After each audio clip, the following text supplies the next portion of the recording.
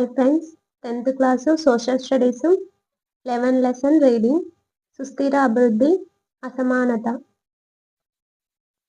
అభివృద్ధిని మరొకసారి చూద్దాము. అభివృద్ధిని కొలబద్ధంగా తలసరి ఆదాయం, స్థూల దేశీయ ఉత్పత్తి జీడిపిల కంటే మానవ అభివృద్ధి సూచికం HDI మెరుగైనది. రెండవ పాఠం చూడండి. ఒక దేశంలో ఉత్పత్తి అవుతున్న వస్తువులు, సేవల విలువను జీడిపి సూచిస్తుంది. అయితే అభివృద్ధిని కేవలం వస్తువులు, సేవల ఉత్పత్తికి పరిమితం చేయలేము. ఉత్పత్తి ఆదాయాలు ఒకవైపున వేగంగా పెరుగుతున్నప్పటికీ, ఇంకొక వైపున భారతదేశంలో లాగా అధిక శాతం ప్రజలు పోషకాహార లోపంతోనూ, విద్య, వైద్య సదుపాయాలు అందని పరిస్థితులు ఉన్నప్పుడు మరింత ఆలోచించాల్సిన అవసరం ఉంది. అభివృద్ధిలో సామాజిక సూచికలైన విద్య, వైద్యం వంటివి చోటు చేసుకునేలా HDI చేస్తుంది. అయితే విస్తరించిన ఈ అభివృద్ధి కొలమానం కూడా పరిగణలోకి తీసుకోని అంశాలు ఇంకా ఎన్నో ఉన్నాయి.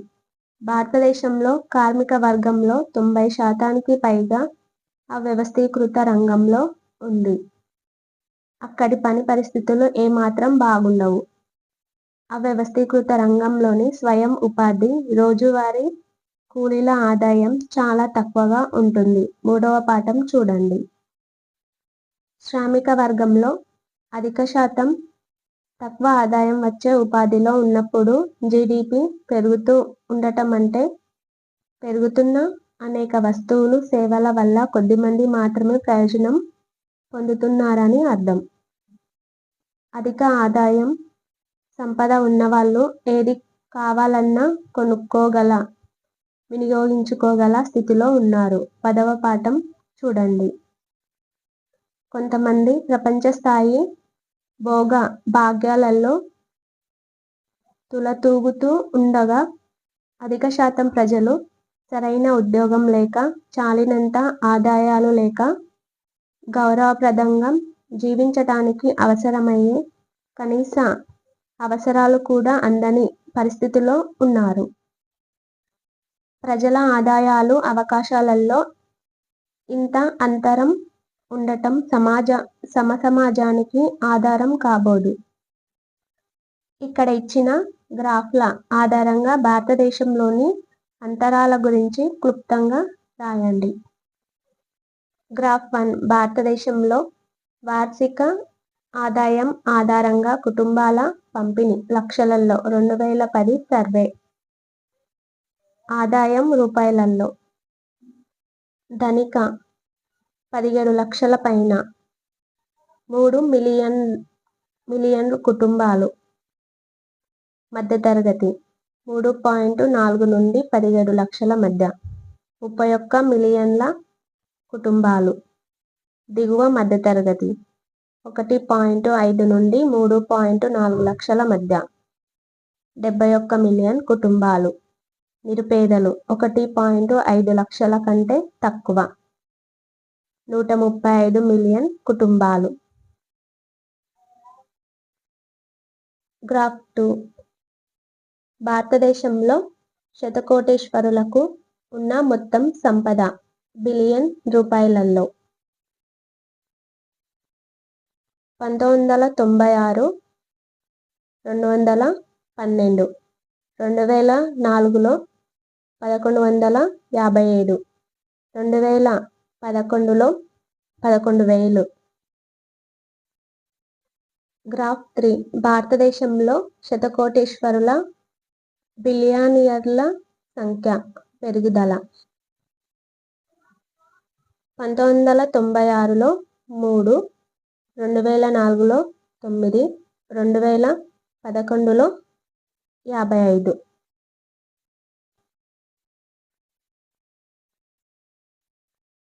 చిత్రం 11.1 ముంబైలోని ధారావి మురికివాడ భారతదేశంలో పట్టణ ప్రాంత పేదలు నివసించే అతి పెద్ద కాలనీలలో ఇది ఒకటి.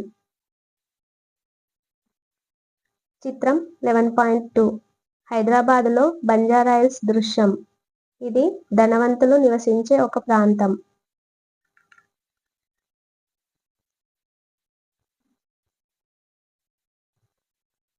జీడిపి మీద దృష్టి కేంద్రీకరించే ఆర్థిక అభివృద్ధిపై పర్యావరణ అంశాల దృష్ట్యా కూడా ప్రధాన విమర్శ ఉంది. ఆర్థిక అభివృద్ధిని సాధించే క్రమంలో పర్యావరణ వనరులను ఇంతకు ముందు కని విని ఎరగని రీతులలో ఉపయోగించామని, నాశనం చేశామని వివిధ సందర్భాలలో చూశాము. అడవులను నరికివేయటం, నేలకోతకు గురి కావటం, భూగర్భ జలాలు తగ్గిపోతుండటం, కాలుష్యం పెరుగుతుండటం, పచ్చిక బయళ్ళ మీద ఒత్తిడి, శిలాజ ఇంధనాల మీద ఆధారపడటం, పారిశ్రామిక వ్యర్థాలు, వ్యవసాయంలో రసాయనిక ఎరువులు, పురుగుల మందుల వినియోగం, శీతోష్ణ స్థితి మార్పు వంటివి మన ముందున్న ముఖ్యమైన పర్యావరణ సమస్యలు. పారిశ్రామికీకరణ వల్ల కొంతమందికి అనేక వస్తువులు అందుబాటులోకి వచ్చాయి. అయితే దీని ఫలితంగా ప్రపంచ సహజ వనరులు అంతరించి పోతున్నాయి. వాతావరణం కూడా అతలాకుతలం అయిపోతుంది. ఈ రకమైన వృద్ధి ఎంతో కాలం కొనసాగలేదు. ఈ అధ్యాయంలో మనము అభివృద్ధి, పర్యావరణం, ప్రజల మధ్య సంబంధాలను పరిశీలిద్దాము. ఆర్థిక కార్యకలాపాల విస్తరణ పర్యావరణంలోని వివిధ అంశాలను ఎలా ప్రభావితం చేసింది? ప్రకృతి వనరులపై ప్రజలకు గల హక్కును, అందుబాటును, వాళ్ళ జీవితాలను అభివృద్ధి ఏ రకంగా ప్రభావితం చేసింది? అభివృద్ధికి తోడ్పడే విభిన్నమైన నమూనాలు ఉన్నాయా? ప్రస్తుత అంశాల ఆధారంగా ప్రజల జీవిత అనుభవాల ద్వారా ఈ ప్రశ్నలకు సమాధానాలను అన్వేషిద్దాము. భౌతిక వస్తువులు, సేవలు ప్రజలందరికీ అందేలా ప్రస్తుత తరం, రానున్న తరాలు కూడా సజీవ, నిర్జీవ పర్యావరణ వనరుల అభివృద్ధిని విస్తృతం చేయాలి. పర్యావరణం అభివృద్ధి. అభివృద్ధిలో పర్యావరణం పాత్ర ఏమిటో ముందుగా మరొకసారి గుర్తు చేసుకుందాము. ఉత్పత్తి ప్రక్రియలో భూమి, నీరు, ఖనిజాలు, చెట్ల నుంచి వచ్చే ఉత్పత్తులు, పశువులు వంటి సహజ వనరులు ఎంతో ముఖ్యమైనవి. వ్యవసాయం, గనుల తవ్వకం వంటి ప్రాథమిక రంగ కార్యకలాపాల్లోనే కాకుండా తయారీ, ఇంధన రంగాలలో కూడా సహజ వనరుల మీద ఉత్పత్తి ప్రధానంగా ఆధారపడి ఉంది. ఆర్థిక వ్యవస్థలోని ఇతర రంగాలు కూడా వివిధ స్థాయిలలో సహజ వనరుల మీద ఆధారపడి ఉన్నాయి. ఈ వనరులను అందించటంలో పర్యావరణ సామర్థ్యాన్ని పర్యావరణ వనరుల సరఫరా విధి ఎన్విరాన్మెంట్స్ సోర్స్ ఫంక్షన్ అంటారు. వనరులను వినియోగిస్తూ ఉండటం వల్ల లేదా అవి కాలుష్యానికి గురి కావటం వల్ల ఈ సామర్థ్యం తగ్గుతూ ఉంటుంది. పర్యావరణం నిర్వర్తించే మరొక విధి కూడా ఉంది. అది వివిధ కార్యక్రమాల ద్వారా విడుదలయ్యే వ్యర్థాలను శుద్ధి చేసి ప్రమాదరహితంగా చేయటం. ఉత్పత్తి వినియోగాలలో నిరుపయోగమైన ఉప ఉత్పత్తులు, ఉదాహరణకు ఇంజన్ల నుండి వెలువడే పొగ, శుభ్రం చేయటానికి ఉపయోగించిన నీళ్లు, పారేసిన పనికిరాని అట్టపెట్టెలు, వస్తువులు వంటి వాటిని పర్యావరణం శుభ్రం చేస్తుంది. భారతీయ వ్యవసాయం పరిశ్రమలకు సంబంధించి 9వ తరగతి పాఠాలను చదవండి. ఈ రెండు సందర్భాల్లోనూ వనరుల పంపిణీ, అందుబాటుకు సంబంధించి అసమానతలను అవి ఎలా చర్చించాయి? పర్యావరణ సమస్యల ద్వారా అభివృద్ధి అనే భావనను ఎలా ప్రశ్నించారో గుర్తించండి. హరిత విప్లవం విస్తరించటం వల్ల ఎటువంటి పర్యావరణ సమస్యలు ఏర్పడ్డాయి? దీని నుంచి భవిష్యత్తుకు మనం ఎటువంటి గుణపాఠాలు నేర్చుకోవాలి? ఇది చాలా ముఖ్యమైన విధి.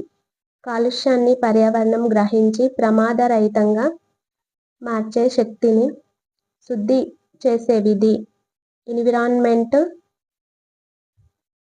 సింక్ ఫంక్షన్ తెలియజేస్తుంది. పర్యావరణం శుద్ధి చేయగలిగిన దానికంటే ఎక్కువ మోతాదులో వ్యర్థ పదార్థాలు ఉత్పన్నమవుతూ ఉంటే పర్యావరణానికి దీర్ఘకాల నష్టం జరుగుతుంది.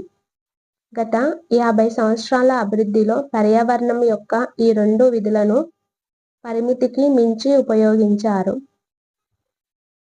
దీనివల్ల పర్యావరణం మద్దతు ఇచ్చే సామర్థ్యం అంటే భవిష్యత్తులో ఆర్థిక, ఉత్పత్తి, వినియోగాలకు మద్దతు ఇవ్వగల సామర్థ్యం ప్రభావితం అయిందని అంటారు. దీనిని కొన్ని ఉదాహరణల ద్వారా చూద్దాము. ఉదాహరణ 1. సాంప్రదాయ వ్యవసాయంలో బాణలతో పాటు భూగర్భ జలాలను తడి పెట్టడానికి లేదా కొద్ది విస్తీర్ణాన్ని సాగు చేయటానికి వినియోగించే వాళ్ళు. ఉదాహరణకు మోటబావితో 2 నుండి 3 ఎకరాలు మాత్రమే సాగు చేసేవాళ్ళు. వ్యవసాయము వానాకాలానికి పరిమితం అయ్యేది. అధిక ప్రాంతం వర్షాధారంగా ఉండేది. కాలక్రమంలో కొత్త ఇంధన వనరులు అందుబాటులోకి రావటం వల్ల పెట్రోల్, డీజిల్ లేదా విద్యుత్తో పనిచేసే మోటార్ పంపులు వాడుకలోకి వచ్చాయి. దీని ప్రభావం 2 దశలలో చూడాలి. మొట్టమొదటగా మానవ శ్రమ తగ్గింది. భూమి నుంచి నీళ్లు పైకి తోడటం మోటార్తో తేలికయింది. అంతేకాకుండా ఈ దశలో భూగర్భ జలాలు దండిగా ఉన్నాయి. సాధారణ బావులలో 10 నుండి 15 అడుగులలో నీళ్లు ఉండేవి. మహా అయితే 100 అడుగుల లోతులో ఉండేవి. విద్యుత్, డీజిల్ మోటార్లతో భూగర్భ జలాలు తోడటం మొదలైన తర్వాత అవి కొన్ని వందల అడుగుల లోతుకి వెళ్ళిపోయాయి. ఎప్పుడైతే వర్షం పడుతుందో వర్షం నీరు భూమిలోకి ఇంకుతుంది. దీనినే భూగర్భ జలాల పునరుద్ధరణ అంటారు. భూమి లోపలి మట్టి, రాళ్ల గుండా భూగర్భ జలాలు ప్రవహిస్తాయి. లోపలికి ఇంకే నీటి కంటే తోడే నీళ్లు ఎక్కువైతే కొంతకాలానికి తోడటానికి నీళ్లు ఉండవన్నది తేలికగా అర్థం చేసుకోవచ్చు. చిత్రం 11.3 రాజస్థాన్లో నీటిపారుదల వ్యవసాయం 1957 ఐక్యరాజ్య సమితి ఫోటో.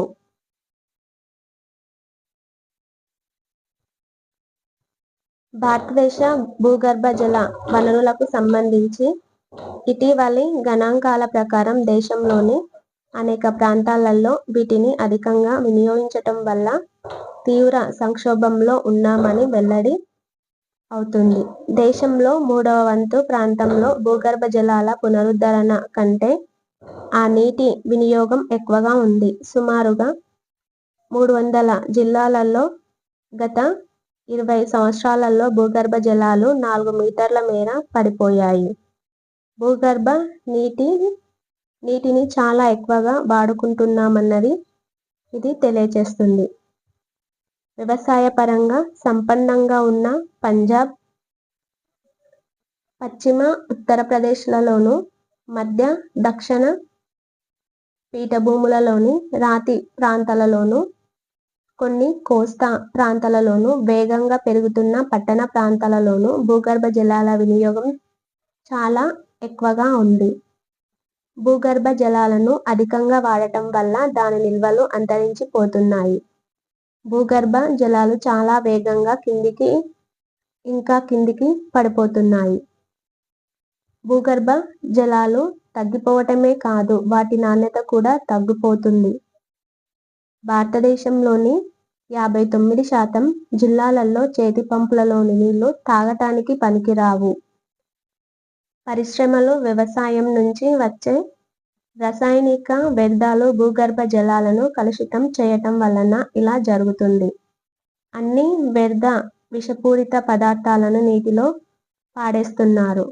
ఈ పరిస్థితిని తేలికగా సరిదిద్దలేము. దీని పరిణామాలను తర్వాతి ఉదాహరణలో చూద్దాము. ఈ రకమైన అభివృద్ధి సరిగ్గా సుస్థిర అభివృద్ధికి విరుద్ధమైనది. సుస్థిర అభివృద్ధి అంటే భవిష్యత్ తరాలు తమ అవసరాలను తీర్చుకునే సామర్థ్యాన్ని దెబ్బతీయకుండా ప్రస్తుత తరాల అవసరాలను తీర్చుకోవటం. వేరే మాటల్లో చెప్పాలంటే సుస్థిర అభివృద్ధి అందరికీ ప్రస్తుత రాబోయే తరాలకు నాణ్యమైన జీవాన్ని కోరుకుంటుంది. అయితే ప్రస్తుతం మనము వనరులను ఉపయోగిస్తున్న తీరు చూస్తే అరుదైన వనరులలో భవిష్యత్ తరాలు తమ నాణ్యమైన వాటాను పొందే అవకాశాలు దెబ్బ తింటున్నాయి. అంతేకాకుండా మనము ఉపయోగించే వనరుల ప్రభావం పర్యావరణంపై పడి దాని సామర్థ్యాన్ని శాశ్వతంగా దెబ్బతీసే అవకాశం ఉంది. ఉదాహరణ 2. ఆధునిక వ్యవసాయ పద్ధతుల్లో అధిక దిగుబడులను పొందటానికి పంటలకు పురుగుల మందులు వాడటం చాలా ముఖ్యం. అయితే రసాయనిక పురుగుల మందులు వాడటం వల్ల పర్యావరణంపై ప్రతికూల ప్రభావం ఉంటుందని పర్యావరణవేత్తలు చాలా సంవత్సరాల క్రితమే గుర్తించారు. ఒక స్థాయిని మించి విష పదార్థాలను పర్యావరణం జీర్ణించుకోలేదు. దోమల నియంత్రణ కోసం DDT పిచికారీ చేయటం వల్ల మనుషులపై, పక్షులపై పడే ప్రభావం గురించి రాచెల్ కర్సన్ అన్న మహిళ 1962లోనే సైలెంట్ స్ప్రింగ్ నిశ్శబ్ద వసంతం అన్న పుస్తకంలో రాశారు. పురుగుల మందులలోని భారలోహాలు పర్యావరణంలో కరిగిపోకుండా జీవులలో పేరుకొని పోతాయి. DDT ఉన్న నీళ్లు చెరువులోకి చేరి కలుషితం చేసినప్పుడు DDTలోని విష పదార్థం ఆ చెరువులలోని చేపల్లో పేరుకుపోవటం మొదలవుతుంది. ఈ విష మోతాదు తక్కువగా ఉండి చేపలు చనిపోవు. కానీ ఒక పక్షి అనేక చేపలను తిన్నప్పుడు వాటన్నిటిలో ఉండే విష మోతాదు ఆ పక్షిని చంపడానికి సరిపోతుంది. దోమల వంటి పురుగులు DDTకి త్వరగా నిరోధక శక్తిని పెంచుకుంటాయని కూడా రచెల్ కర్సన్ చూపించారు. మానవ చర్యలు సరిదిద్దలేని విధంగా ప్రకృతిని మానవులనే ఇది నాశనం చేస్తుందని ఆమె కనుగొన్న అంశాలు నిరూపిస్తున్నాయి.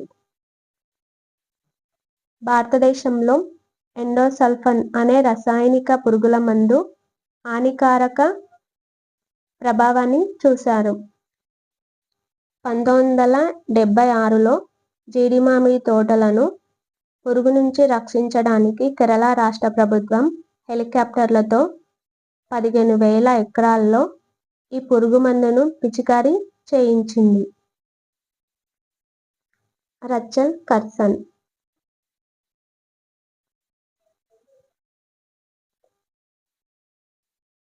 కేరళలోని ఉత్తర ప్రాంతమైన కాసర్గోడ్ జిల్లాలో ఇలా జరిగింది.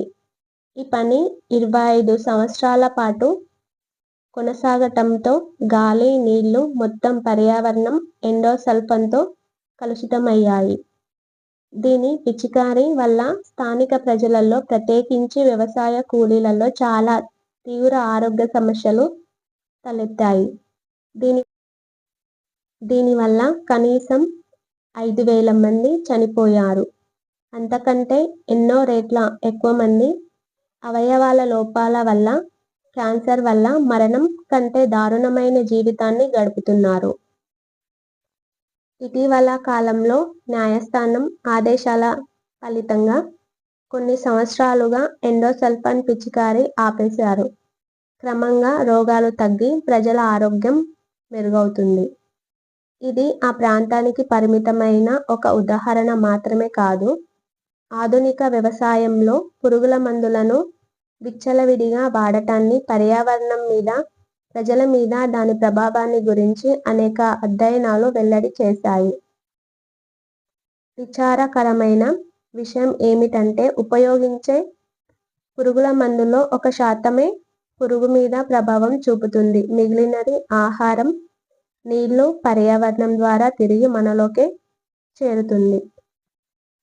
పర్యావరణాన్ని సహజ పెట్టుబడి అని కూడా అంటారు. 8వ అధ్యాయంలో పెట్టుబడి నిర్వచనాన్ని మరొకసారి చూడండి. పర్యావరణాన్ని సహజ పెట్టుబడి అని ఎందుకు అంటారు? నీటిని ఉమ్మడి ఆస్తిగా ఎందుకు పరిగణించాలి? ఎండోసల్ఫాన్ వినియోగాన్ని నిలిపివేయటానికి న్యాయస్థానానికి ఎందుకు వెళ్లాల్సి వచ్చింది? ఎండోసల్ఫాన్ వాడకాన్ని నిషేధిస్తూ న్యాయస్థానం జారీ చేసిన ఆదేశాలలో ఆ పురుగుమందు వాడకం జీవించే హక్కుకు రాజ్యాంగంలోని 21వ అధికరణానికి భంగం కలిగించిందని పేర్కొంది. జీవించే హక్కుకు ఎండోసల్ఫాన్ ఎలా భంగం కలిగించిందో వివరించండి. పర్యావరణంపై ప్రజల హక్కులు. ఆధునిక అభివృద్ధి వల్ల పెద్ద ఎత్తున పర్యావరణ సమస్యలు ఏర్పడిన అనేక ఉదాహరణలు ఈరోజు మన ముందున్నాయి. పెద్ద ఆనకట్టల నిర్మాణం దీనికి ఒక ఉదాహరణ. దీని పరిణామాలు చాలా తీవ్రంగా ఉన్నాయి. భారతదేశంలో నర్మదా లోయ అభివృద్ధి పథకం అతిపెద్ద ఆనకట్ట. ఇది ప్రపంచంలోని అతిపెద్ద జల విద్యుత్ ప్రాజెక్టులో ఒకటి. దీనివల్ల విద్యుత్ ఉత్పత్తి, సాగునీటి వసతి, వరదల నియంత్రణ వంటి ప్రయోజనాలు సమకూరుతాయని పేర్కొన్నారు. ఈ ప్రాజెక్టులోని 3000 పెద్ద చిన్న ఆనకట్టల వల్ల పర్యావరణానికి జరిగే నష్టం కంటే ఎంతో ఎక్కువగా ఉంటుంది. నిర్మించిన ఆనకట్టల్లోకెల్లా సర్దార్ సరోవర్ అతిపెద్దది. దీనివల్ల 37,000 హెక్టార్ల అటవీ, వ్యవసాయ భూమి ముప్పునకు గురి అవుతుంది. 5 లక్షలకు పైగా ప్రజలు దీనివల్ల నిర్వాసితులు అవుతున్నారు. భారతదేశంలోనే అత్యంత సారవంతమైన నేలలు దీనివల్ల నాశనం అవుతాయి. వేలాది ఎకరాలలో అటవీ ప్రాంతం, వ్యవసాయ భూమి ముప్పునకు గురి కావటం వల్ల జీవ వైవిధ్యత, మానవ జీవితాలు ధ్వంసం అయ్యాయి. నిర్వాసితులైన వాళ్లలో అధిక శాతం ఆదివాసులు, దళితులు. మధ్యప్రదేశ్లోని జబువా జిల్లా జలసంధి గ్రామానికి చెందిన బాబా మహారియా 1994లో మధ్యప్రదేశ్ ముఖ్యమంత్రికి ఈ కింది ఉత్తరాన్ని రాశాడు. ఇది గిరిజన భాష బిలాలలో రికార్డు చేయగా హిందీలోకి అనువదించారు. ఆ ఉత్తరంలోని కొంత భాగాన్ని ఇక్కడ చూస్తాము. ఇది అభివృద్ధి అనే భావననే ప్రశ్నిస్తుంది. ప్రియమైన దిగ్విజయ్ సింగ్ గారు,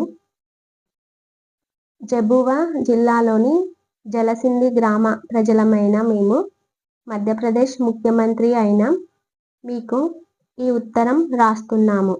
మేము నది తీర ప్రజలము. ఉత్తుంగ, నర్మదా తీరాన మేము ఉంటాము.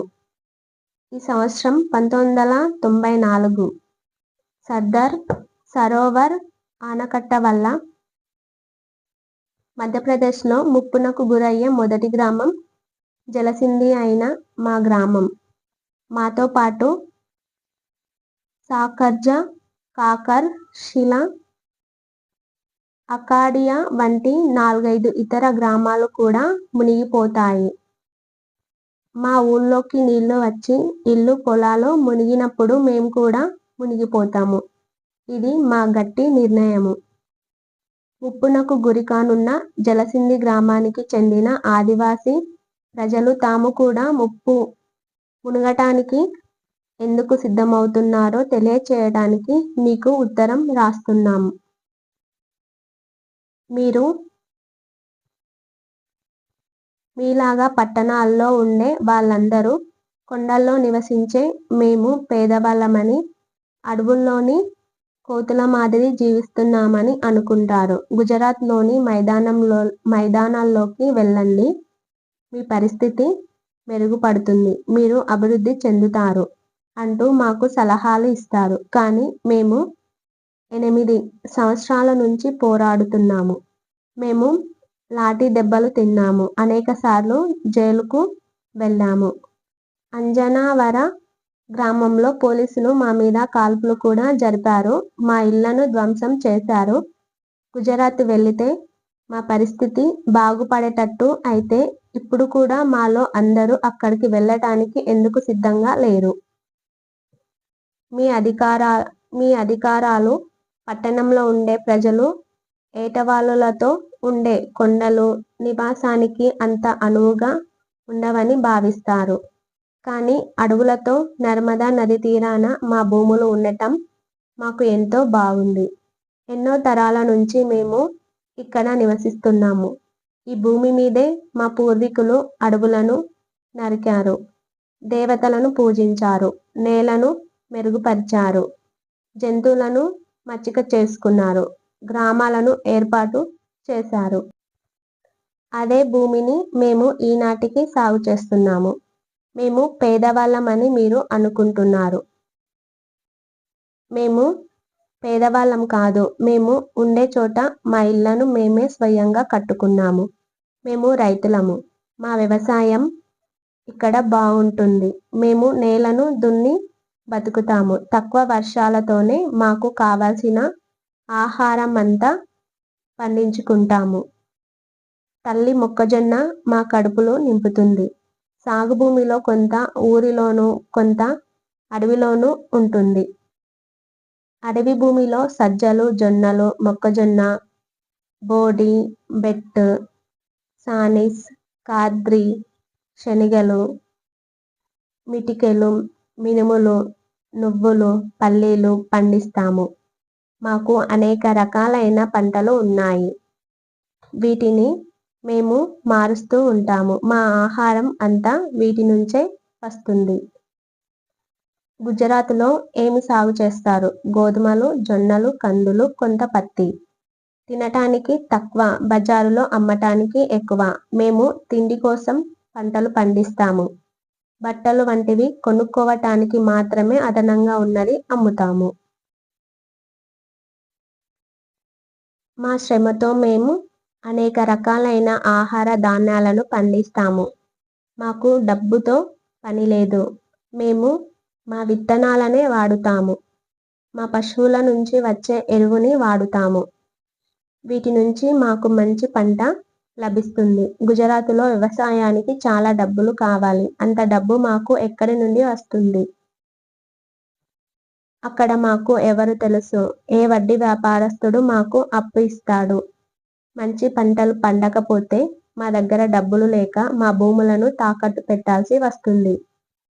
ఇక్కడ మేము బావులకు కాలువలు చేసి మా పంటలకు నీళ్లు పెట్టుకుంటాము.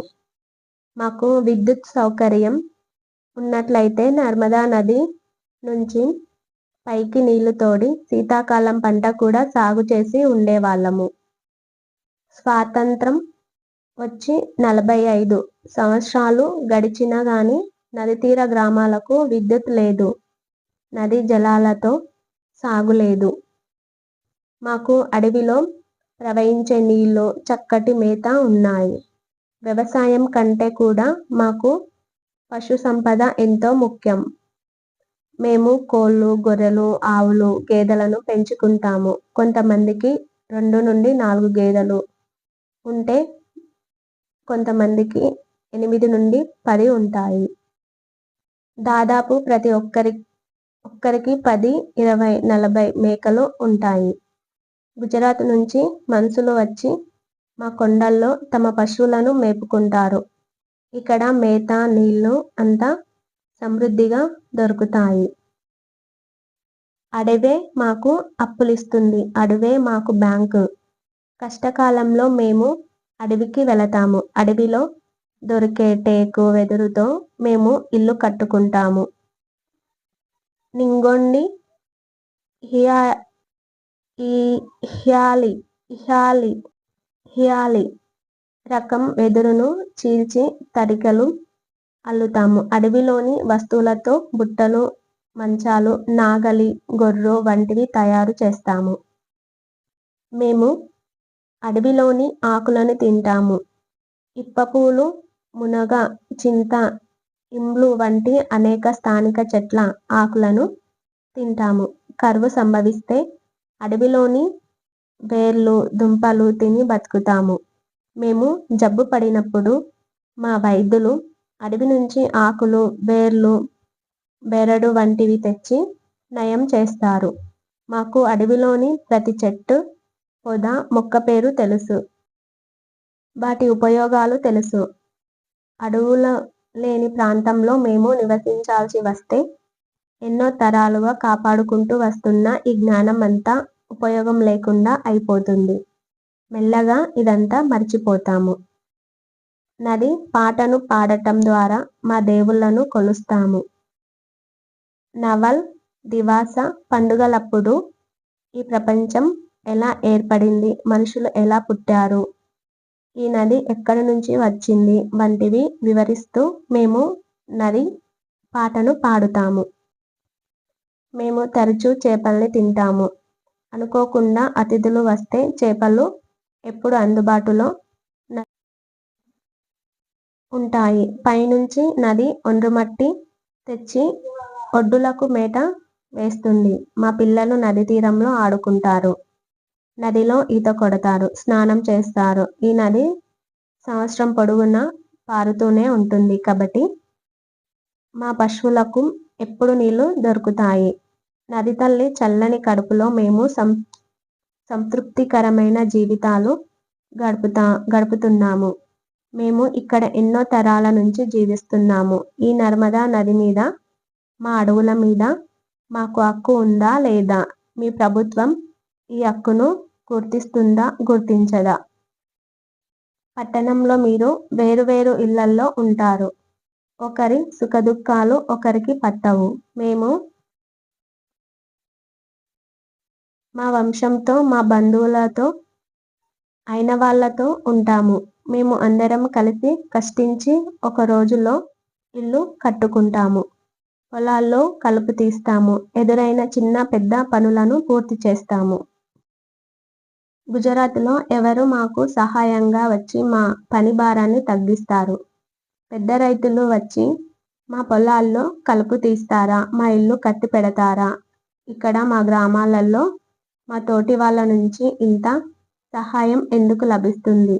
ఎందుకంటే మేమంతా ఒకేలాగా ఉన్నాము. మాదంతా ఒకటే. అవగాహన కొద్దిమంది మాత్రమే ఇక్కడ కౌలుదారులు ఉన్నారు.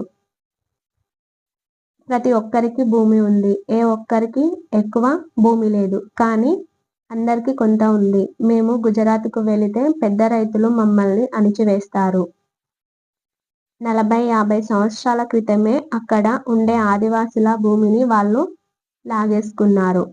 ఇప్పటికీ ఇది కొనసాగుతుంది.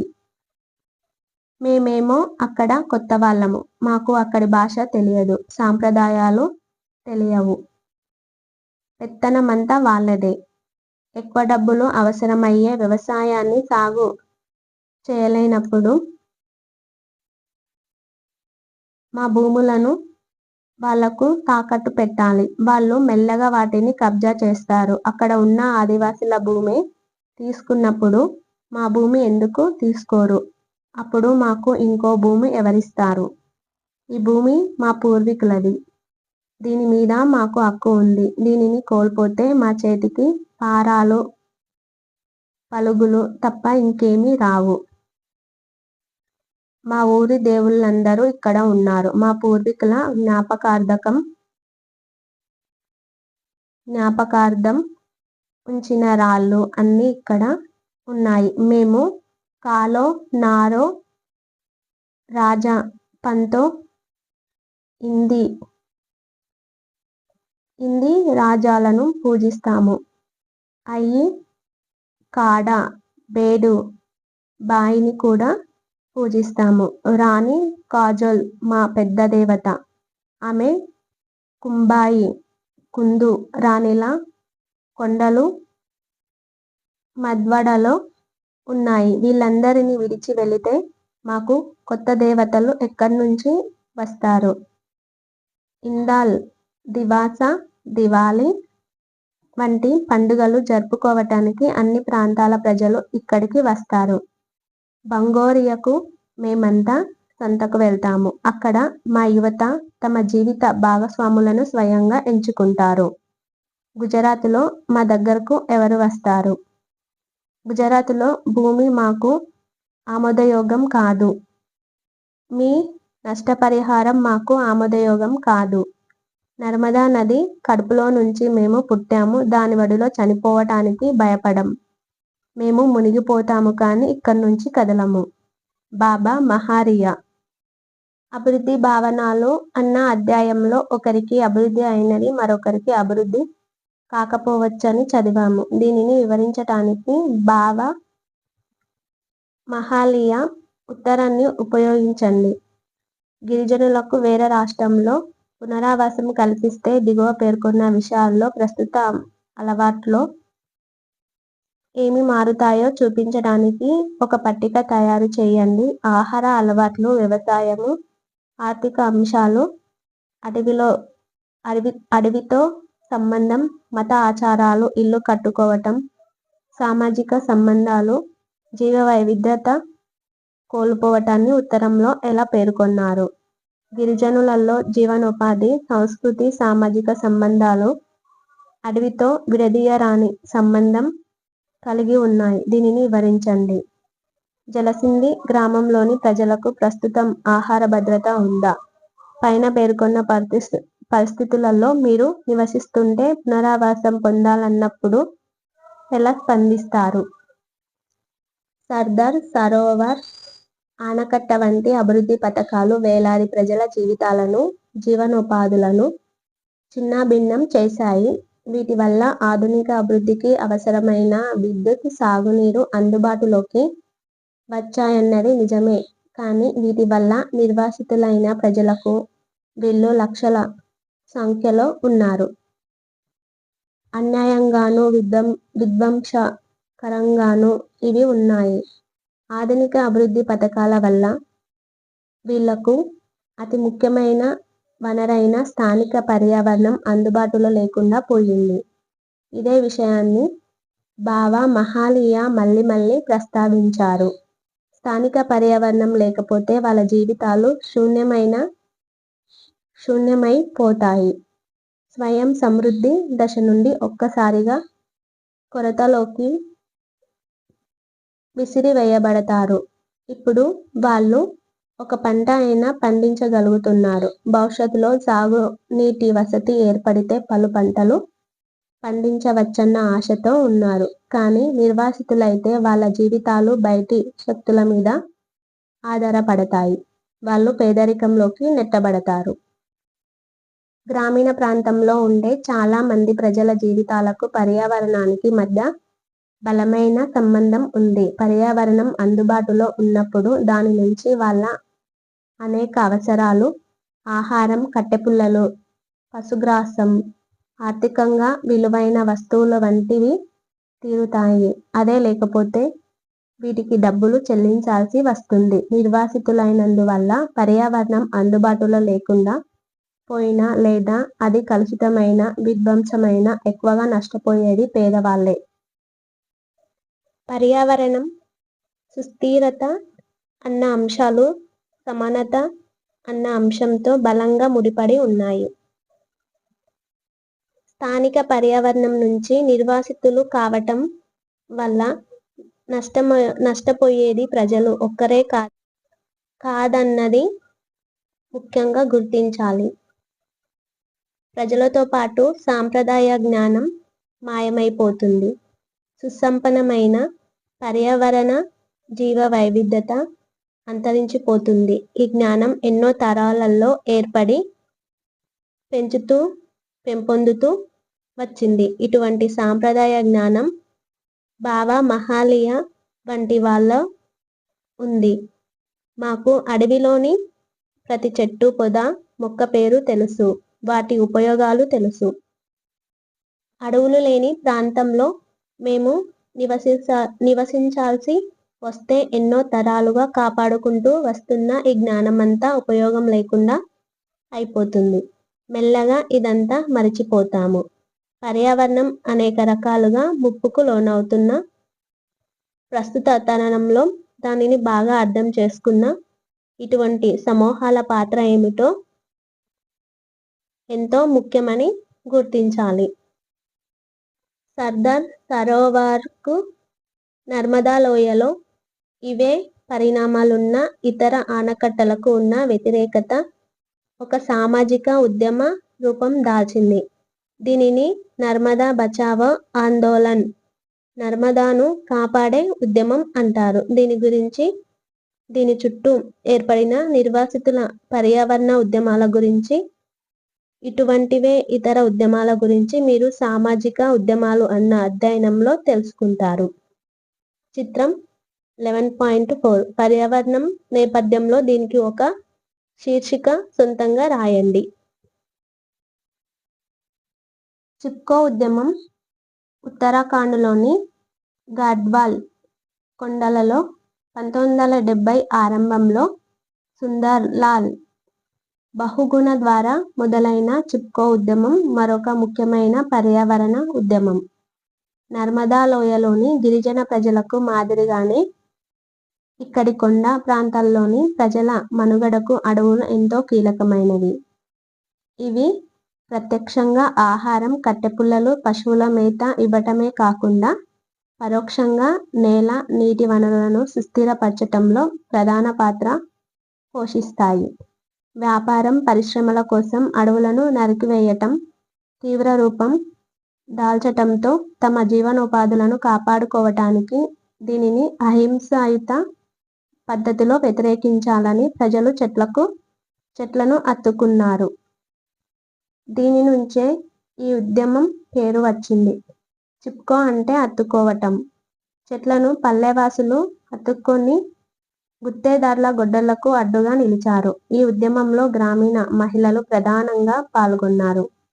ఈ ఉద్యమం కారణంగా ఎంతోమంది పర్యావరణ సుస్థిరత గురించి ఆలోచించటం మొదలుపెట్టారు.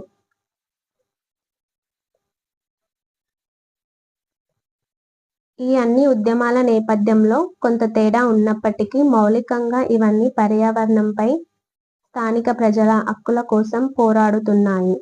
చెట్లను నరకటాన్ని అడ్డుకొని గుత్తేదార్ల నుంచి ముప్పును ఎదుర్కొంటున్న తమ సాంప్రదాయ అటవీ హక్కుల కోసం చిప్కో ఉద్యమం మొదలయ్యింది. భూమి, అడవులు, నదిపై ప్రజల హక్కుల కోసం నర్మదా బచావో ఉద్యమం పోరాడుతుంది. అభివృద్ధి భావనలు అన్న అధ్యాయంలో మీరు కుడంకులం అణు విద్యుత్ కర్మాగారానికి నిరసనల గురించి చదివారు. ఇక్కడ తెలుసుకున్న వాటి ఆధారంగా ఆ నిరసనలను వివరించండి.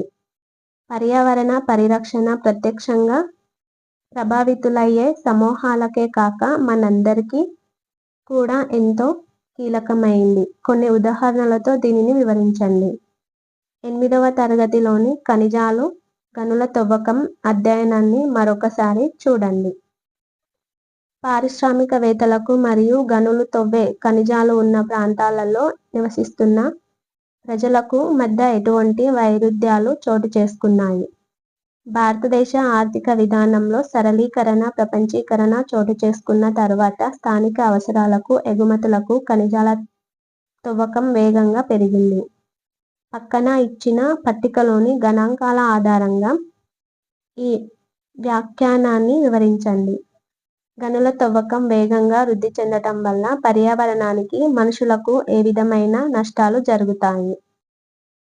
పట్టిక భారతదేశంలో కొన్ని కీలక ఖనిజాల తవ్వకంలో వృద్ధి వేల టన్నులలో. ఖనిజం 1997 నుంచి 98 వరకు 2010. బాక్సైట్ 6108 18,000. బొగ్గు 2,97,000 5,37,000. ఇనుప ఖనిజం 75,723 2,60,000. క్రోమైట్ 1,515 3,800.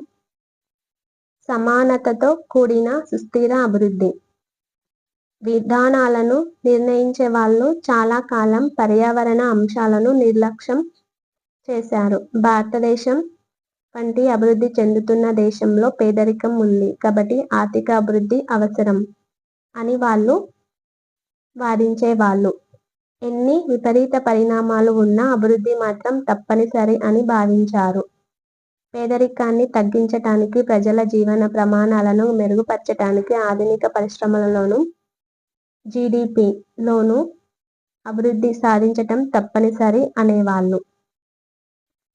ఆధునిక పారిశ్రామిక వ్యవసాయ అభివృద్ధికి ఇంధనంతో సహా ప్రకృతి వనరులను ఎక్కువగా వినియోగించాలి. కాబట్టి ఈ వనరులు అంతరించిపోవటం, వాతావరణ కాలుష్యానికి దారితీయటం ఊహించిన పరిణామాలే. అభివృద్ధి సాధించటానికి ఈ త్యాగం చేయాల్సి ఉంటుందని వాళ్ళు చెప్పేవాళ్ళు. అధిక ఆర్థిక అభివృద్ధి, సంపన్నత సాధించిన తర్వాత కాలుష్యాన్ని, పర్యావరణ క్షీణతను పరిష్కరించవచ్చని భావించారు. డబ్బు ఖర్చు చేసి నదులను, గాలిని శుభ్రపరచవచ్చు. సీసాలలోని నీళ్లు తాగవచ్చు. ఇంధనాన్ని పొదుపుగా వినియోగించే కార్లను రూపొందించవచ్చు అని వాదించేవాళ్ళు. అభివృద్ధి చెందిన దేశాలు కూడా గతంలో ఇదే మార్గాన్ని అనుసరించాయి అని చెప్పేవాళ్ళు. ఈ వాదనలలో అనేక లోపాలు ఉన్నాయి. అనేక పార్శ్వాలలో పర్యావరణం తీవ్ర క్షీణతకు గురయిందని మీరు ఈ పాటికి గుర్తించే ఉంటారు. అభివృద్ధి చెందిన దేశాల మాదిరి మనం కూడా వృద్ధి సాధించి వనరులను, ఇంధనాన్ని వినియోగిస్తే, పర్యావరణాన్ని కలుషితం చేస్తే భూమి వినాశనానికి లోనవుతుంది. పర్యావరణానికి జరిగిన హానిని తిరిగి సరిదిద్దగల స్థితిలో మనం ఉండము. జరిగిన నష్టాన్ని పర్యావరణం తనంతట తాను సరిచేసుకుంటుందన్న భావన సరైనది కాదు. దానిని పునరుద్ధరించటానికి ముందే పర్యావరణం నాశనం అయిపోవటాన్ని మనము కోరుకోవటం లేదు. భవిష్యత్ తరాలు జరిగిన నష్టాన్ని సరిదిద్దగలిగిన ఇప్పుడు చేసిన కాలుష్యాన్ని తొలగించటానికి కోట్లాది రూపాయలు ఖర్చు చేయాల్సి ఉంటుంది. ఉదాహరణకు మన నదులు, మురికి కాల్వలను శుభ్రపరచటానికి డబ్బులు ఖర్చు చేయటమే కాకుండా అవి తిరిగి కాలుష్యానికి గురి కాకుండా చూడాలి. ప్రకృతి వనరులను ధ్వంసం చేసి భవిష్యత్ తరాలకు క్షీణించిన స్థితిలో వాటిని అందించే అభివృద్ధి విధానాన్ని మనము అనుసరించాలా? ముందుగా సమస్యలకు కారణమైన జీవన విధానాన్ని ప్రోత్సహించి ఆ తర్వాత వీటిని సరిచేయటానికి కోట్లాది రూపాయలు ఖర్చు చేయటంలోని వైరుధ్యం మనకు బోధపడటం లేదా? వేగమైన ఆర్థిక అభివృద్ధి వల్ల అనేక రంగాలలో ఇప్పటికే మనం వ్యతిరేక పరిణామాలను చవిచూస్తున్నాము. భూగర్భ జలాలు, రసాయనిక పురుగుల మందుల సమస్యలు ఇందుకు ప్రత్యక్ష ఉదాహరణలు. పర్యావరణంపై ఆధారపడి అనేక వేల సమూహాలు నివసిస్తున్నాయి. పర్యావరణాన్ని విధ్వంసం చేయటం అంటే ఈ సమూహాలను మట్టుపెట్టటమే. అభివృద్ధికి పేద ప్రజలను మూల్యం చెల్లించమనటం న్యాయం కాదు. చిత్రం 11.5 చర్చించిన అంశాల నేపథ్యంలో ఈ చిత్రానికి ఒక శీర్షిక రాయండి. దీని అర్థం మనము ప్రగతిని సాధించకూడదని కాదు. ప్రగతితో పాటు పర్యావరణ అంశాలను దృష్టిలో ఉంచుకోవాలి. సమానత, న్యాయం అన్న భావనలను పరిగణలోకి తీసుకోవాలి. పేదరికం నుంచి బయటపడటానికి పర్యావరణ రీత్యా సుస్థిర మార్గాన్ని కనుగొనాలి. ఇది అత్యంత తేలికైన పని కాదు. అయితే ఇప్పటికే ఈ దిశగా ప్రయత్నాలు మొదలయ్యాయి. 1. పర్యావరణంపై స్థానిక ప్రజల హక్కుల కోసం వివిధ బృందాలు ఎలా పనిచేస్తున్నాయో చూశాము. పాఠం 20. ప్రజలలో పర్యావరణ చైతన్యాన్ని కలిగించటానికి, సుస్థిర అభివృద్ధి దిశగా మళ్ళటానికి వాళ్ళు ఎంతగానో కృషి చేశారు. 2. ప్రాథమిక హక్కు అయిన జీవించే హక్కులో భాగంగా ఆరోగ్యకరమైన పర్యావరణానికి హక్కు ఉంటుందని న్యాయస్థానాలు అనేక తీర్పులు ఇచ్చాయి. 1991లో రాజ్యాంగంలోని 21వ అధికరణంలోని ప్రాథమిక హక్కులోని జీవించే హక్కులో జీవితాన్ని పూర్తిగా ఆనందించటానికి కాలుష్య రహిత నీటిని, గాలిని పొందే హక్కు ఉంటుందని సుప్రీంకోర్టు తీర్పు ఇచ్చింది. కాలుష్యాన్ని అరికట్టటానికి అనువైన చట్టాలు, విధానాలు రూపొందించే బాధ్యత ప్రభుత్వానిది. కాలుష్య కారకాలకు భారీ జరిమానాలు విధించాలి. నియంత్రణ పాత్రను పోషించటానికి అనేక ప్రభుత్వ సంస్థలను నెలకొల్పారు. చిత్రం 11.6 వాహనాల నుంచి వెలువడే పొగ పర్యావరణ కాలుష్యానికి ఒక ప్రధాన కారణం. 1998 నుంచి మొదలుకొని సుప్రీంకోర్టు వెలువరించిన అనేక ఆదేశాలలో ప్రజా రవాణా వాహనాలన్నీ డీజిల్ నుంచి పీడనానికి గురిచేసిన సహజ వాయువుకు సిఎన్జి మారాలని పేర్కొంది. డీజిల్తో పోలిస్తే ఈ ఇంధనం వల్ల కాలుష్యం తక్కువ. ఈ చర్యల వల్ల ఢిల్లీ వంటి నగరాలలో వాయు కాలుష్యం గణనీయంగా తగ్గింది. అయితే ఇటీవల కాలంలో డీజిల్తో నడిచే ప్రైవేట్ కారుల సంఖ్య గణనీయంగా పెరగటంతో వాయు కాలుష్యం మళ్లీ పెరిగింది. కార్ల ఉత్పత్తిదారులు డీజిల్తో నడిచే కార్లను తయారు చేసి అమ్మటం మొదలుపెట్టారు. సుస్థిర అభివృద్ధి ముందు ఉన్న సమస్య అంత తేలికైనది ఏమీ కాదు. 3. వాతావరణ మార్పు వంటి అంశాలలో ఉమ్మడి నిర్ణయాలు తీసుకోవటానికి వివిధ దేశాలు ప్రయత్నిస్తున్నాయి. వాతావరణ మార్పు వల్ల అన్ని దేశాలు, ప్రజలు అందరూ స్థాయి భేదాలతో ప్రభావితం అవుతారు. ఈ మార్పులలో అనేకం మనము అర్థం చేసుకునే స్థితిలో లేము. చాలా వాటిని ముందుగా ఊహించలేము. హరితగృహ వాయు ఉద్గారాలను తగ్గించటానికి ఒక దేశం నిర్ణయించుకోవచ్చు. అయితే ఇతర దేశాలు తమ ఉద్గారాలను నియంత్రించుకోకపోతే ఆ దేశ పర్యావరణ క్షీణత కొనసాగుతూనే ఉంటుంది. కాబట్టి ప్రపంచ స్థాయిలో అన్ని దేశాలు కలిసి చేపట్టే పరిష్కారాలు అవసరం అవుతాయి. 4. ప్రజల స్థాయిలో ప్రజలతో పనిచేస్తున్న అనేక సంఘాలు సుస్థిరత, అసమానత సాధించే విధంగా అనేక పాత పద్ధతులను తిరిగి కనుగొన్నాయి. కొత్త పద్ధతులను కూడా రూపొందించాయి. చేపల పెంపకం, గనుల తవ్వకం, రవాణా, ఇంధనం, వ్యవసాయం, పరిశ్రమల వంటి పలు రంగాలలో ఇటువంటి పద్ధతులు ఎన్నో ఉన్నాయి. సమాజానికి అత్యంత మౌలిక అవసరమైన ఆహారంపై ప్రభావం చూపే కొన్ని ప్రయత్నాలను పరిశీలిద్దాము. వ్యవసాయ రంగంలో మీరు సేంద్రియ వ్యవసాయం, సేంద్రియ ఉత్పత్తుల గురించి విని ఉంటారు. సేంద్రియ రైతులు రసాయనిక ఎరువులు, పురుగుల మందులను వినియోగించారు.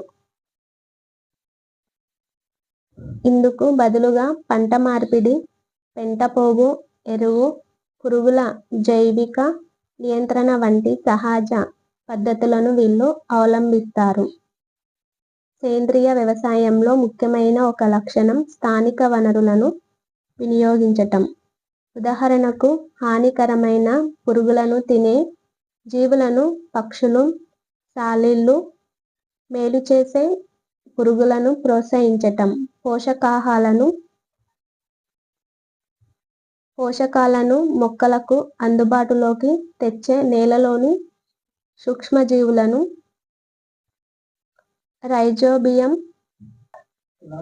అజటోబాక్టర్ వంటివి పెంపొందించటం, కృత్రిమ రసాయనిక పదార్థాల వినియోగాన్ని సాధ్యమైనంతగా తగ్గిస్తారు. అలాగే 1-2 పంటలు మాత్రమే కాకుండా అనేక పంటలను సాగు చేయటం వల్ల జీవ వైవిధ్యత పెరుగుతుంది. ఆధునిక వ్యవసాయ పద్ధతులతో సాధించిన ఉత్పత్తిని ఈ పద్ధతులతోనూ పొందవచ్చు. ప్రస్తుతం సేంద్రియ వ్యవసాయ అవసరాన్ని, దాని సామర్థ్యాన్ని అనేక రాష్ట్రాలు గుర్తించాయి. స్థానికంగా చేపట్టిన చొరవలు ప్రభుత్వ విధానాన్ని ప్రభావితం చేశాయి. సిక్కిం ప్రభుత్వం రాష్ట్రంలో రసాయనిక ఎరువులు, పురుగుల మందులను నిషేధించే సాహసోపేతమైన నిర్ణయాన్ని తీసుకుంది. 2015 నాటికి మొత్తంగా సేంద్రియ వ్యవసాయానికి మారాలని నిర్ణయించుకున్న మొదటి రాష్ట్రం దేశంలో ఇదే. 100% సేంద్రియ రాష్ట్రంగా మారే ఇదే పంథాని ఉత్తరాఖండ్ కూడా అనుసరిస్తుంది.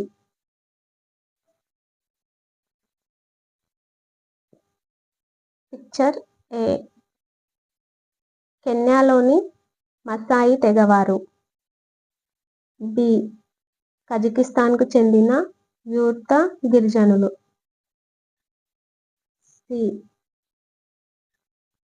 టిబెట్లోని కియాంగ్ గిరిజనులు. డి.